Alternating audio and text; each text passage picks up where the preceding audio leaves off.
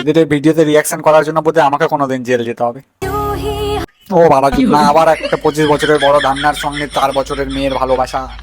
ये सब क्या देखना पड़ रहा है। আচ্ছা কি করলে তোমাকে পাওয়া যাবে? পোলিও খাওয়াতে নিয়ে গেলে, পোলিও খাওয়াতে নিয়ে যা ভাই, তাহলে তুই পেয়ে যাবি ওকে। আমাকে তুমি বাদাম কিনে দিলে পেয়ে যাবে।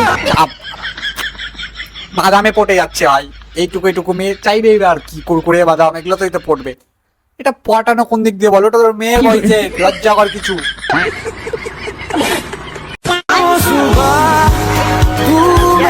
এদের জন্য কোনো অ্যাকসেন্ট নেই না পুলিশ? এই ভিডিও ওয়ালা ব্যান করা দরকার। আমার তো আমারই ভালো লাগে না, তোমার কি ভালো লাগবে? হ্যাঁ, এতটা সত্যি বলতে হয় না দাদা, নিজেকে ভালো নাই লাগতে পারে, তাই বলে তুমি মেয়ের সামনে নিজেকে ইনসাল্ট করবা? কিন্তু আমার তো তোমাকে সেই লাগে। কিন্তু কেন?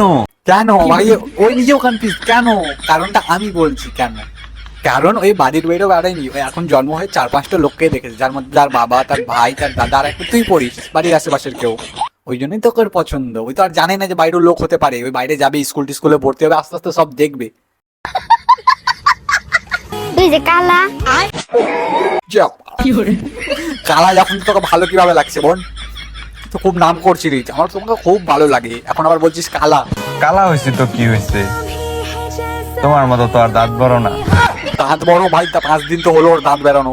এটা দুধের দাঁত, এটা ভেঙে আবার দাঁত আসবে, এতখানি টেনশন নিচ্ছিস তুই? দাঁত ঠিক হয়ে যাবে, তুই নিজের ক্যারিয়ারটা ঠিক কর। এদের গাইস, এদের জন্য আমরা গ্লেসিয়ার বাঁচাচ্ছি। আমি তো বলবো গ্লেসিয়ারটা গলে যেতে দাও, সালারা ডুবে মরে যাবে।